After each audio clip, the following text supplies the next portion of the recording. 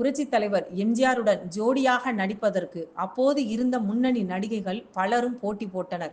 இதில் ஜெயலலிதா தொடர்ந்து எம்ஜிஆரின் பல படங்களில் இடம் பிடித்து நடித்து வந்தார்.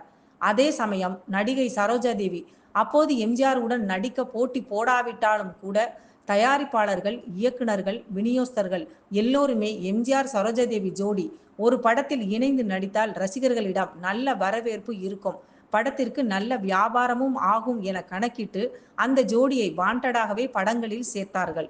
காலப்போக்கில் எம்ஜிஆர் உடன் நடித்த பல நடிகைகள் ரிட்டையர்ட் ஆகி சிலர் சினிமாவை விட்டு ஒதுங்கினார்கள். சிலர் அம்மா, அக்கா வேடங்களில் நடிக்க ஆரம்பித்தார்கள். ஜெயலலிதா மட்டும் எம்ஜிஆர் உடன் விடாப்பிடியாக ஜோடி சேர்ந்து நடித்து கொண்டிருந்தார். ஆனாலும் ரசிகர்களுக்கு இந்த ஜோடி போரடிக்க தொடங்கியது.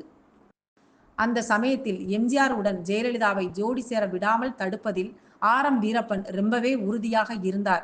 அதனால்தான் இதயக்கனி படத்தில் எம்ஜிஆர் உடன் நடிக்க ஜெயலலிதா மிகப்பெரிய முயற்சி எடுத்தபோது எம்ஜிஆர் உடன் அவரை பேச விடாமல் தடுத்தது. அதற்கு பதிலாக ராதா சலூஜா என்கிற நடிகையை கதாநாயகியாக ஒப்பந்தம் செய்து வெளி மாநிலங்களுக்கு சென்று படப்பிடிப்பை நடத்தி முடித்தார் வீரப்பன். அதன் பிறகு எம்ஜிஆர் உலகம் சுற்றும் வாலிபன் படத்தை இயக்கி நடித்தபோது அந்த படத்தில் நடிப்பதற்கும் ஜெயலலிதா மிகப்பெரிய அளவில் முயற்சி செய்தார். அந்த சமயத்தில் அந்த படத்தில் ஏற்கனவே கதாநாயகிகளில் ஒருவராக நடிக்க நடிகை மஞ்சுளா ஒப்பந்தமாகி இருந்தார். அவருக்கும் ஜெயலலிதாவுக்கும் பெரும்பாலும் எப்போதும் ஒத்துப்போகாது. இதனால் ஜெயலலிதாவுக்கு பதிலாக வேற ஒரு ஹீரோயினியை கண்டுபிடித்து எம்ஜிஆருக்கு ஜோடி சேர்க்க வேண்டும் என்கிற முனைப்புடன் வேறு ஒரு நடிகையை தேடினார் மஞ்சுளா. அந்த சமயத்தில் இயக்குனர் ஸ்ரீதர் இயக்கிய அலைகள் என்கிற படத்தில் கதாநாயகியாக ஒரு விலைமாது கதாபாத்திரத்தில் ஒரு நடிகை நடித்திருந்தார். அந்த படத்தில் கதாநாயகனாக கன்னட நடிகர் விஷ்ணு பரதன் நடித்திருந்தார். அந்த பெண்ணை திருமணம் செய்து அழைத்து கொண்டு தன் வீட்டிற்கு வருவார். ஆனால் அக்கம் பக்கத்தில் இருப்பவர்கள் அவரை ஒரு விலைமாதாகவே நினைத்து அவமானப்படுத்துவார்கள். ஒரு கட்டத்தில் இந்த டார்ச்சர் தாங்க முடியாமல் அவர் இறந்து விடுவார் என்பது போல படம் முடியும். இந்த படம் ஓரளவுக்கு வரவேற்பு பெற்றாலும் வியாபார ரீதியாக வசூலை பெறவில்லை. அது மட்டுமல்ல, அந்த நடிகைக்கும் ஆபாச பட நடிகை என்பது போன்று ஒரு பெயரை பெற்றுத்தந்து இருந்தது. அவர்தான் நடிகை சந்திரகலா. அதன் பிறகு 1971ஆம் ஆண்டு நடிகை சாவித்திரி ஒரு தயாரிப்பாளராக மாறி பிராப்தம் என்கிற படத்தை தயாரித்தார். இந்த படத்தில் சிவாஜி கணேசன் கதாநாயகனாக நடிக்க கதாநாயகியாக சந்திரகலா நடித்திருந்தார். இந்த படமும் சரியாக ஓடாததால் சந்திரகலாவின் பெயர் வெளியே தெரியவில்லை. அதன் பிறகு ஒரு சில படங்களில் அவர் நடித்தாலும் சொல்லிக் கொள்ளும்படியாக அமையவில்லை. அந்த சமயத்தில்தான் ஒரு பரதநாட்டிய விழாவில் கலந்து கொள்வதற்காக மஞ்சுளா சென்றிருந்தார். அங்கே சந்திரகலாவும் வந்திருந்தார். சந்திரகலாவுக்கு பரதநாட்டியம் நன்றாக தெரியும்.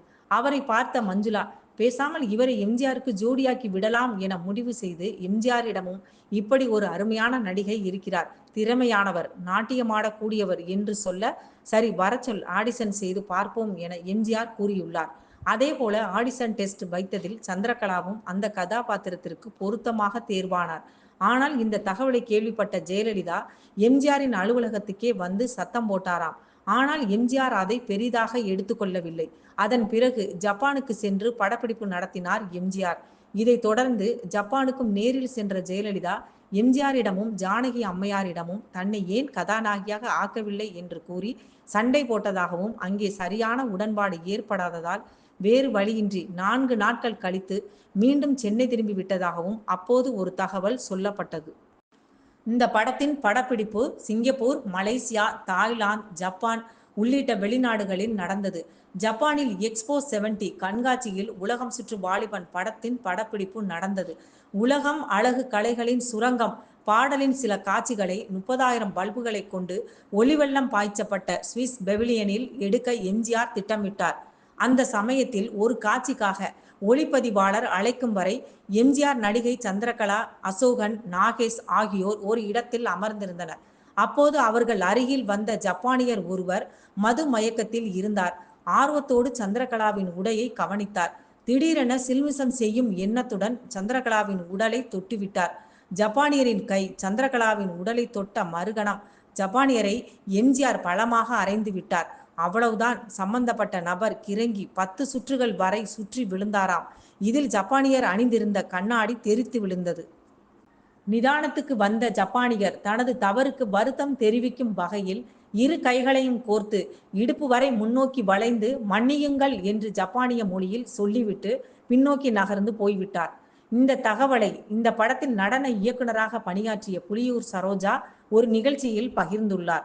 உலகம் சுற்றும் வாலிபன் படத்தில் எம்ஜிஆருடன் நடித்த பிறகு சந்திரகலாவின் திரையுலக பயணத்தில் ஒரு புதிய திருப்பம் ஏற்பட்டது. அதன் பிறகு அவர் மீதான ஆபாச பட நடிகை என்கிற முத்திரை மறைந்தது. கதாநாயகியாக நடிக்க அவருக்கு வாய்ப்பு தேடி வந்தது. இப்படி ஒரு நடிகை மீது இருந்த ஆபாச நடிகை என்கிற முத்திரை எம்ஜிஆருடன் இணைந்து ஒரு படத்தில் ஜோடியாக நடித்ததன் மூலம் குடும்ப குத்துவிளக்கு நடிகை என்கிற பெயர் நிலைக்கும் அளவிற்கு மாறியது என்றால் அதுதான் புரட்சி தலைவர் எம்ஜிஆரின் மகிமை. பூவோடு சேர்ந்த நாரும் மலரும் என்பது போலத்தான் எம்ஜிஆருடன் சேர்ந்து அனைவருமே நல்வாழ்வு பெற்றார்கள்.